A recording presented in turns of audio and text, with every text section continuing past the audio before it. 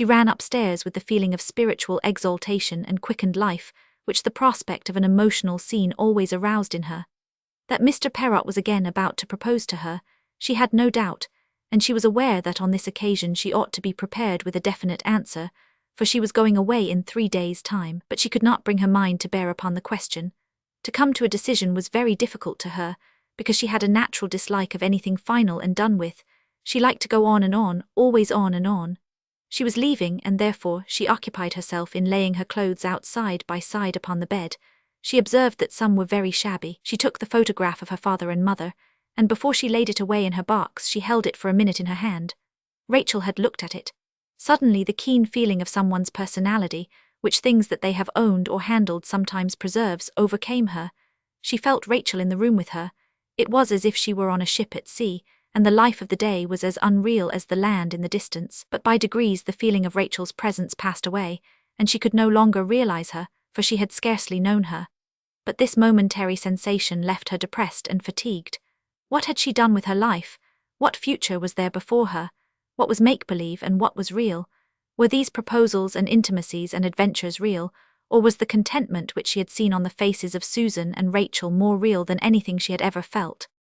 She made herself ready to go downstairs absent-mindedly, but her fingers were so well trained that they did the work of preparing her almost of their own accord. When she was actually on the way downstairs, the blood began to circle through her body of its own accord too, for her mind felt very dull. Mr. Perrott was waiting for her. Indeed, he had gone straight into the garden after luncheon, and had been walking up and down the path for more than half an hour, in a state of acute suspense. "I'm late as usual," she exclaimed as she caught sight of him. "Well, you must forgive me, I had to pack up, my word, it looks stormy, and that's a new steamer in the bay, isn't it?"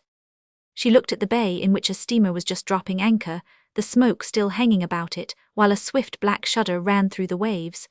"One's quite forgotten what rain looks like," she added. But Mr. Perrott paid no attention to the steamer or to the weather. "Miss Murgatroyd," he began with his usual formality, "I asked you to come here from a very selfish motive, I fear. I do not think you need to be assured once more of my feelings, but as you are leaving so soon, I felt that I could not let you go without asking you to tell me. Have I any reason to hope that you will ever come to care for me?" He was very pale and seemed unable to say any more. The little gush of vitality which had come into Evelyn as she ran downstairs had left her, and she felt herself impotent. There was nothing for her to say, she felt nothing. Now that he was actually asking her, in his elderly gentle words, to marry him, she felt less for him than she had ever felt before. "Let's sit down and talk it over," she said rather unsteadily. Mr. Perrott followed her to a curved green seat under a tree. They looked at the fountain in front of them, which had long ceased to play. Evelyn kept looking at the fountain instead of thinking of what she was saying. The fountain without any water seemed to be the type of her own being. "Of course I care for you," she began, rushing her words out in a hurry. "I should be a brute if I didn't. I think you're quite one of the nicest people I've ever known, and one of the finest too. But I wish you didn't care for me in that way. Are you sure you do?" For the moment she honestly desired that he should say no. "Quite sure," said Mr. Perrott. "You see, I'm not as simple as most women," Evelyn continued. "I think I want more, I don't know exactly what I feel." He sat by her, watching her and refraining from speech. "I sometimes think I haven't got it in me to care very much for one person only. Someone else would make you a better wife. I can imagine you very happy with someone else. If you think that there is any chance that you will come to care for me, I am quite content to wait," said Mr. Perrott. "Well, there's no hurry, is there?" said Evelyn. "Suppose I thought it over and wrote and told you when I get back. I'm going to Moscow, I'll write from Moscow." But Mr. Perrott persisted. "You cannot give me any kind of idea. I do not ask for a date. That would be most unreasonable." He paused, looking down at the gravel path. As she did not immediately answer, he went on. "I know very well that I am not, that I have not much to offer you either in myself or in my circumstances. And I forget, it cannot seem the miracle to you that it does to me. Until I met you I had gone on in my own quiet way. We are both very quiet people, my sister and I, quite content with my lot. My friendship with Arthur was the most important thing in my life. Now that I know you, all that has changed. You seem to put such a spirit into everything. Life seems to hold so many possibilities that I had never dreamt of." "That's splendid," Evelyn exclaimed, grasping his hand. Now you'll go back and start all kinds of things and make a great name in the world, and we'll go on being friends whatever happens. We'll be great friends, won't we?" "Evelyn," he moaned suddenly and took her in his arms and kissed her. She did not resent it, although it made little impression on her. As she sat upright again, she said, "I never see why one shouldn't go on being friends, though some people do. And friendships do make a difference, don't they? They are the kind of things that matter in one's life." He looked at her with a bewildered expression, as if he did not really understand what she was saying. With a considerable effort he collected himself, stood up and said, "Now I think I have told you what I feel, and I will only add that I can wait as long as ever you wish." Left alone, Evelyn walked up and down the path. What did matter then? What was the meaning of it all? Chapter 27. All that evening the clouds gathered, until they closed entirely over the blue of the sky. They seemed to narrow the space between earth and heaven, so that there was no room for the air to move in freely, and the waves, too, lay flat and yet rigid, as if they were restrained. The leaves on the bushes and trees in the garden hung closely together, and the feeling of pressure and restraint was increased by the short chirping sounds which came from birds and insects. So strange were the lights, and the silence that the busy hum of voices, which usually filled the dining room at meal times, had distinct gaps in it, and during these silences, the clatter of the knives upon plates became audible. The first roll of thunder and the first heavy drop striking the pane caused a little stir. "It's coming," was said simultaneously in many different languages. There was then a profound silence, as if the thunder had withdrawn into itself. People had just begun to eat again, when a gust of cold air came through the open windows, lifting tablecloths and skirts. A light flashed, and was instantly followed by a clap of thunder right over the hotel. The rain swished with it, and immediately there were all those sounds of windows being shut and doors slamming violently which accompany a storm. The room grew suddenly several degrees darker, for the wind seemed to be driving waves of darkness across the earth. No one attempted to eat for a time, but sat looking out at the garden with their forks in the air. The flashes now came frequently, lighting up faces as if they were going to be photographed, surprising them in tense and unnatural expressions. The clap followed close and violently upon them. Several women half rose from their chairs and then sat down again, but dinner was continued uneasily with eyes upon the garden. The bushes outside were ruffled and whitened, and the wind pressed upon them so that they seemed to stoop to the ground. The waiters had to press dishes upon the diners' notice, and the diners had to draw the attention of waiters, for they were all absorbed in looking at the storm. As the thunder showed no signs of withdrawing, but seemed massed right overhead, while the lightning aimed straight at the garden every time, an uneasy gloom replaced the first excitement. Finishing the meal very quickly, people congregated in the hall, where they felt more secure than in any other place because they could retreat far from the windows, and although they heard the thunder, they could not see anything. A little boy was carried away sobbing in the arms of his mother. While the storm continued, no one seemed inclined to sit down, but they collected in little groups under the central skylight, where they stood in a yellow atmosphere looking upwards. Now and again their faces became white, as the lightning flashed, and finally a terrific crash came, making the panes of the skylight lift at the joints. "Ah!" several voices exclaimed at the same moment. "Something struck," said a man's voice. The rain rushed down. The rain seemed now to extinguish the lightning and the thunder, and the hall became almost dark. After a minute or two, when nothing was heard but the rattle of water upon the glass, there was a perceptible slackening of the sound, and then the atmosphere became lighter. "It's over," said another voice. At a touch, all the electric lights were turned on, and revealed a crowd of people all standing, all looking with rather strained faces up at the skylight. But when they saw each other in the artificial light, they turned at once and began to move away. For some minutes the rain continued to rattle upon the skylight, and the thunder gave another shake or two. But it was evident from the clearing of the darkness and the light drumming of the rain upon the roof, that the great confused ocean of air was travelling away from them, and passing high overhead with its clouds and its rods of fire, out to sea. The building, which had seemed so small in the tumult of the storm, now became as square and spacious as usual. As the storm drew away, the people in the hall of the hotel sat down, and with a comfortable sense of relief, began to tell each other stories about great storms, and produced in many cases their occupations for the evening. The chessboard was brought out, and Mr. Elliot, who wore a stock instead of a collar as a sign of convalescence, but was otherwise much as usual, challenged Mr. Pepper to a final contest. Round them gathered a group of ladies with pieces of needlework, or in default of needlework with novels, to superintend the game, much as if they were in charge of two small boys playing marbles. Every now and then they looked at the board and made some encouraging remark to the gentlemen. Mrs. Paley just round the corner had her cards arranged in long ladders before her, with Susan sitting near to sympathize but not to correct. And the merchants and the miscellaneous people, who had never been discovered to possess names, were stretched in their armchairs with their newspapers on their knees. The conversation in these circumstances was very gentle, fragmentary and intermittent, but the room was full of the indescribable stir of life.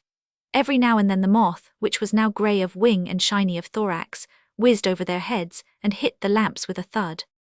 A young woman put down her needlework and exclaimed, "Poor creature, it would be kinder to kill it." But nobody seemed disposed to rouse himself in order to kill the moth. They watched it dash from lamp to lamp because they were comfortable and had nothing to do. On the sofa, beside the chess players, Mrs. Elliot was imparting a new stitch in knitting to Mrs. Thornberry, so that their heads came very near together, and were only to be distinguished by the old lace cap which Mrs. Thornberry wore in the evening. Mrs. Elliot was an expert at knitting, and disclaimed a compliment to that effect with evident pride. "I suppose we're all proud of something," she said, "and I'm proud of my knitting. I think things like that run in families. We all knit well. I had an uncle who knitted his own socks to the day of his death, and he did it better than any of his daughters, dear old gentleman. Now I wonder that you, Miss Allen, who use your eyes so much, don't take up knitting in the evenings. You'd find it such a relief, I should say, such a rest to the eyes, and the bazaars are so glad of things." Her voice dropped into the smooth, half-conscious tone of the expert knitter. The words came gently one after another. "As much as I do I can always dispose of, which is a comfort, for then I feel that I am not wasting my time." Miss Allen, being thus addressed, shut her novel and observed the others placidly for a time. At last she said, "It is surely not natural to leave your wife because she happens to be in love with you, but that, as far as I can make out, is what the gentleman in my story does." "Tut, tut, that doesn't sound good. No, that doesn't sound at all natural," murmured the knitters in their absorbed voices. "Still, it's the kind of book people call very clever," Miss Allen added. "Maternity by Michael Jessup, I presume," Mr. Elliot put in, for he could never resist the temptation of talking while he played chess. "Do you know," said Mrs. Elliot after a moment, "I don't think people do write good novels now, not as good as they used to anyhow." No one took the trouble to agree with her or to disagree with her. Arthur Venning, who was strolling about, sometimes looking at the game, sometimes reading a page of a magazine, looked at Miss Allen, who was half asleep, and said humorously, "A penny for your thoughts, Miss Allen." The others looked up. They were glad that he had not spoken to them. But Miss Allen replied without any hesitation, "I was thinking of my imaginary uncle. Hasn't everyone got an imaginary uncle?" she continued. "I have one, a most delightful old gentleman. He's always giving me things. Sometimes it's a gold watch, sometimes it's a carriage and pair, sometimes it's a beautiful little cottage in the New Forest, sometimes it's a ticket to the place I most want to see." She set them all thinking vaguely of the things they wanted. Mrs. Elliot knew exactly what she wanted. She wanted a child, and the usual little pucker deepened on her brow. "We're such lucky people," she said, looking at her husband. "We really have no wants." She was apt to say this, partly in order to convince herself, and partly in order to convince other people, but she was prevented from wondering how far she carried conviction by the entrance of Mr. and Mrs. Flushing, who came through the hall and stopped by the chessboard. Mrs. Flushing looked wilder than ever. A great strand of black hair looped down across her brow, her cheeks were whipped a dark blood red, and drops of rain made wet marks upon them. Mr. Flushing explained that they had been on the roof watching the storm. "It was a wonderful sight," he said. "The lightning went right out over the sea and lit up the waves and the ships far away. You can't think how wonderful the mountains look too, with the lights on them and the great masses of shadow. It's all over now." He slid down into a chair, becoming interested in the final struggle of the game. "And you go back tomorrow," said Mrs. Thornberry, looking at Mrs. Flushing. "Yes," she replied. "And indeed one is not sorry to go back," said Mrs. Elliot, assuming an air of mournful anxiety, "after all this illness." "Are you afraid of dying?" Mrs. Flushing demanded scornfully. "I think we are all afraid of that," said Mrs. Elliot with dignity. "I suppose we're all cowards when it comes to the point," said Mrs. Flushing, rubbing her cheek against the back of the chair. "I'm sure I am." "Not a bit of it," said Mr. Flushing, turning round, for Mr. Pepper took a very long time to consider his move. "It's not cowardly to wish to live, Alice, it's the very reverse of cowardly. Personally, I'd like to go on for 100 years, granted, of course, that I had the full use of my faculties. Think of all the things that are bound to happen." "That is what I feel," Mrs. Thornbury rejoined. "The changes, the improvements, the inventions, and beauty. Do you know, I feel sometimes that I couldn't bear to die and cease to see beautiful things about me." "It would certainly be very dull to die before they have discovered whether there is life in Mars," Miss Allen added. "Do you really believe there's life in Mars?" asked Mrs. Flushing, turning to her for the first time with keen interest. "Who tells you that? Someone who knows. Do you know a man called—" Here Mrs. Thornbury laid down her knitting, and a look of extreme solicitude came into her eyes. "There is Mr. Hurst," she said quietly. St. John had just come through the swing door. He was rather blown about by the wind, and his cheeks looked terribly pale, unshorn, and cavernous. After taking off his coat, he was going to pass straight through the hall and up to his room, but he could not ignore the presence of so many people he knew, especially as Mrs. Thornbury rose and went up to him, holding out her hand. But the shock of the warm lamplit room, together with the sight of so many cheerful human beings sitting together at their ease, after the dark walk in the rain, and the long days of strain and horror, overcame him completely. He looked at Mrs. Thornbury and could not speak. Every one was silent. Mr. Pepper's hand stayed upon his knight. Mrs. Thornbury somehow moved him to a chair, sat herself beside him, and with tears in her own eyes said gently, "You have done everything for your friend." Her action set them all talking again as if they had never stopped, and Mr. Pepper finished the move with his knight. "There was nothing to be done," said St. John. He spoke very slowly. "It seems impossible." He drew his hand across his eyes as if some dream came between him and the others, and prevented him from seeing where he was. "And that poor fellow," said Mrs. Thornbury, the tears falling again down her cheeks. "Impossible," St. John repeated. "Did he have the consolation of knowing?" Mrs. Thornbury began very tentatively. But St. John made no reply. He lay back in his chair, half seeing the others, half hearing what they said. He was terribly tired, and the light and warmth, the movements of the hands, and the soft, communicative voices soothed him. They gave him a strange sense of quiet and relief. As he sat there, motionless, this feeling of relief became a feeling of profound happiness. Without any sense of disloyalty to Terence and Rachel, he ceased to think about either of them.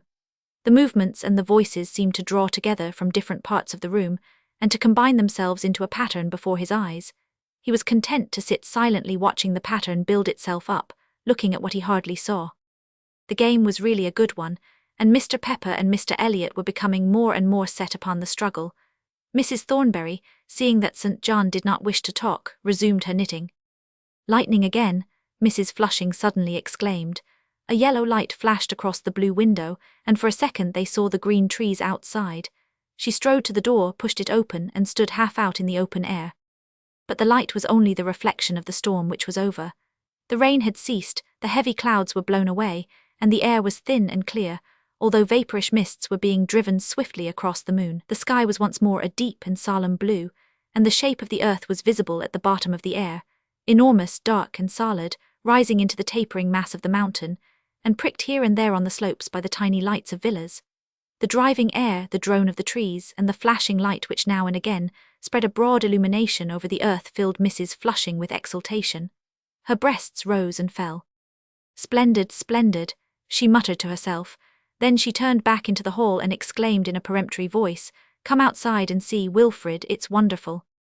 Some half stirred, some rose, some dropped their bowls of wool and began to stoop to look for them. To bed," said Miss Allen. "It was the move with your queen that gave it away, Pepper," exclaimed Mr. Elliot triumphantly, sweeping the pieces together and standing up. He had won the game. "What, Pepper beaten at last, I congratulate you," said Arthur Venning, who was wheeling old Mrs. Paley to bed. All these voices sounded gratefully in St. John's ears as he lay half asleep, and yet vividly conscious of everything around him. Across his eyes passed a procession of objects, black and indistinct, the figures of people picking up their books, their cards, their bowls of wool, their work baskets, and passing him one after another on their way to bed.